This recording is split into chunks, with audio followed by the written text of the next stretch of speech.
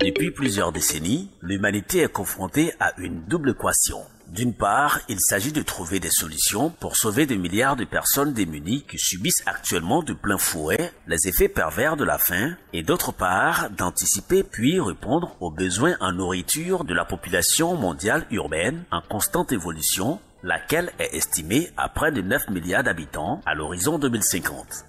Devant ce constat peu réluisant, les pistes de solutions sont orientées vers l'agriculture industrielle, notamment avec l'usage massif des intrants chimiques, voire des produits OGM promus par des puissants lobbies de multinationales.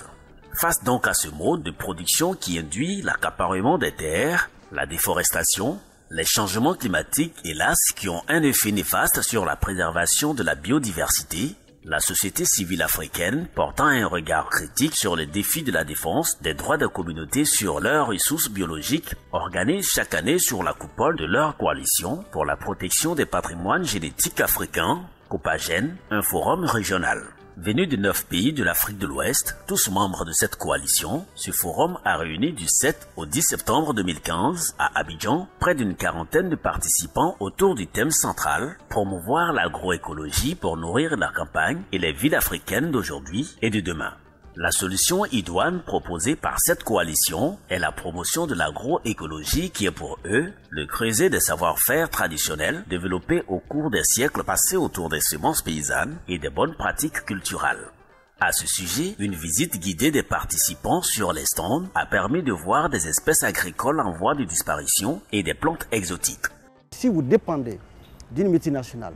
de vos semences, et que vous arrivez à un moment à avoir des systèmes d'embargo ou d'autres choses, ça veut dire que complètement le pays est en dehors des systèmes de production. Donc, compte tenu de ces enjeux, nous avons jugé utile de parler de ces questions de semences, des différents cadres juridiques qui les encadrent, mais aussi de parler des institutions qui sont en charge de faire la promotion de ces semences, et particulièrement des semences paysannes, qui constituent le fondement des systèmes de production et d'alimentation de nos pays. Suite aux travaux en atelier et les échanges, les délégués nationaux des pays présents ont fait une déclaration à travers une conférence de presse sur leur engagement et un plaidoyer pour soutenir et promouvoir les méthodes de production agroécologique. Ce n'est pas uniquement ceux qui pratiquent les cultures conventionnelles qu'on doit soutenir, mais on doit soutenir ceux qui nourrissent les populations aujourd'hui et qui préservent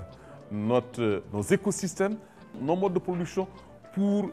les générations futures. C'est donc dans l'optimisme et convaincu que l'avenir de l'agriculture en Afrique et dans le monde réside dans l'agroécologie et qu'elle constitue le seul modèle de production respectueux de l'environnement et des valeurs socio-culturelles que s'est achevé ce forum.